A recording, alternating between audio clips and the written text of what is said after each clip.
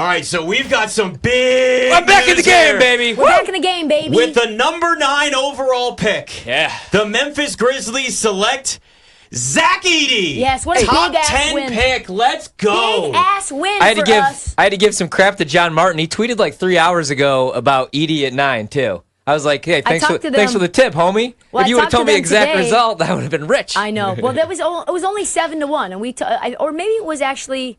Let me see. Actually, that was for 7. So to go 9, Edey was only plus 600. Yeah, but so we really didn't get that much value. That's true. We could have gotten 7, 8. We could have gotten 7, 8, 9, or 10. So that was all good. Plus 500, and we get the Edey under 15.5. Let's go. Thank God. Cody Williams goes 10 to Utah. I actually really like that for Utah. Me too. To be honest. So that means my Bulls are up. Dalton Connect could be going to Chicago, maybe. Oh, that's a terrible pick. I want Missy. I want Missy. Yeah, we want Missy at 30-1. Yeah, screw. Wow. I don't care about my team. I care about my money. And Zach Edey kind of felt like the guy that was going to jump and go higher than what he was getting mocked just because of what he did in college. And you felt like there's a team that needs a big. Would that be the opportunity there? And the Grizzlies end up taking it. And I mean, yeah, it was amazing when we first talked about it. Was it last week, Mario, or was it the beginning of this week where we talked about him being at 16? It was 16.5 and it jumped down to 15 pretty quick. It was Monday, right? It was Monday. Yeah, and I looked at that number. I was like, 16.5 is way too high for him. That's an easy under, and it kept dropping down. There were some 14.5s, I think, out there too. But, yeah, it's just you look at somebody like that. In a lot of other drafts that may have had more talented big men that are the big men that you see today in the NBA, you might not see Zach Edey going in the top 10. With today's NBA, but like it's all development players in this draft for the most part, or guys with lower ceilings that may just be solid veterans down the road. So if you're the Grizzlies, why not? Why not take him at that point? Yeah, exciting stuff. I can't wait to see just kind of like what it looks like, to be honest. Because I mean, the dude could play like we talked about last night. He played 40 minutes like every game. Yeah, unless he was in foul trouble, which he doesn't really get in. Foul trouble. He never gets in foul trouble. But he's not the fastest guy. You know, you're being nice. Yeah, I mean, it's like watching him cement on his feet. Yeah, watching him run. It's like he's got like something attached to his back. He can't really move all that well laterally. But I mean, yeah, the dude could rebound and block shots. So, who has the highest ceiling? Who's your favorite player in this draft? Maybe could end up being an all-star. Well, I think the two foreign players from France who've got great potential. They've got size. They can shoot it. They play in a good league. I think they have potential. I think the guards, Rich Shepard, Castle, Dillingham, I think they all have potential to be good players. Yeah, I mean, there's nobody that you look at and say, wow, that guy's going to be a great pro.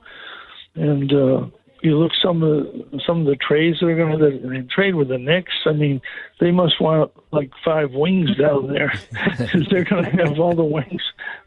I know you need wings to defend the Celtics, but now they got a plethora of wings. And if they lose Hartenstein and Robinson gets hurt all the time, what are they going to do? Play Julius Randle at center? I guess. I don't know.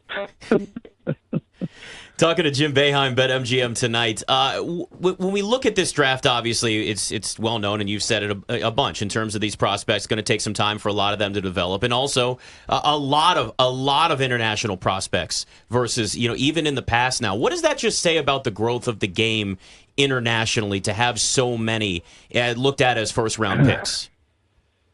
Well, if you look at the NBA internationally, the top 4 or 5 players in the NBA before this season, we're all foreign players. Jokic, Doncic, Giannis,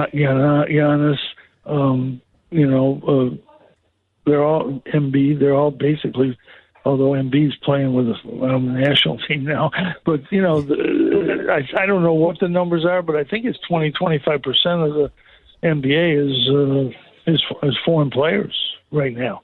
And I think that's going to grow probably.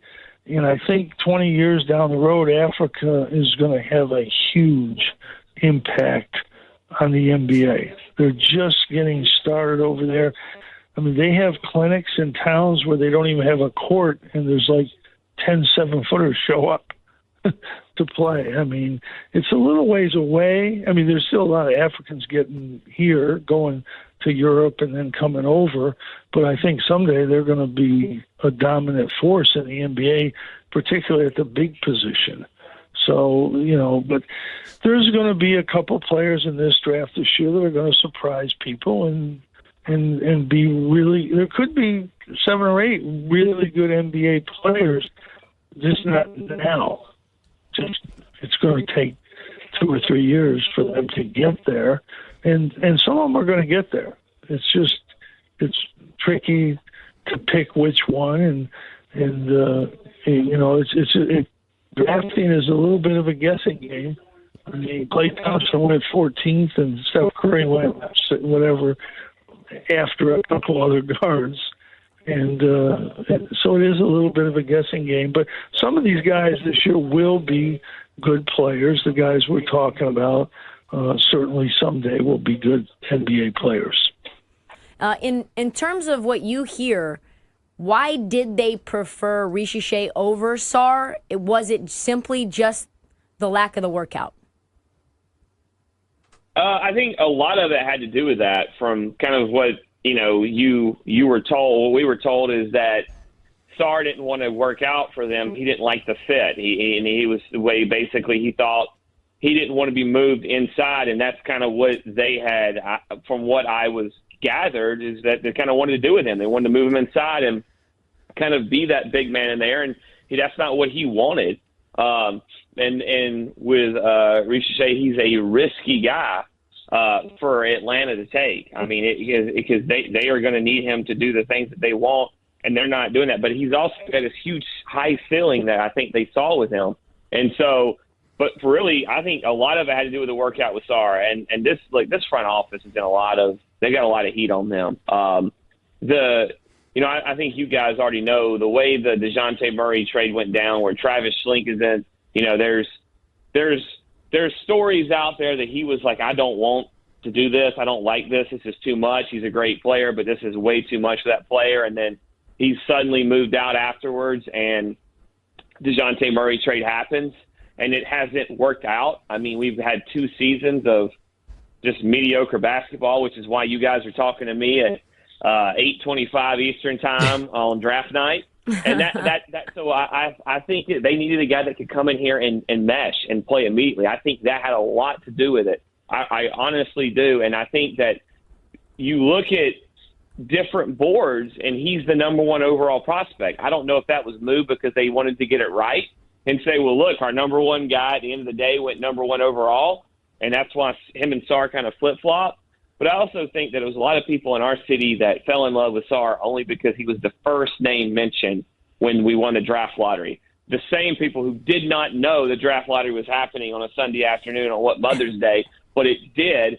And those people were like, well, we got to get him or we're screwing it up. And I think that in the end of the day, this franchise, the front office, they tried to go, and it sounds odd when I said, yes, he's a risky pick with a high ceiling, but they thought it was the safest pick because the last thing they needed was the egg on their face of bringing in a guy who basically had told you, I don't want to be here, don't draft me.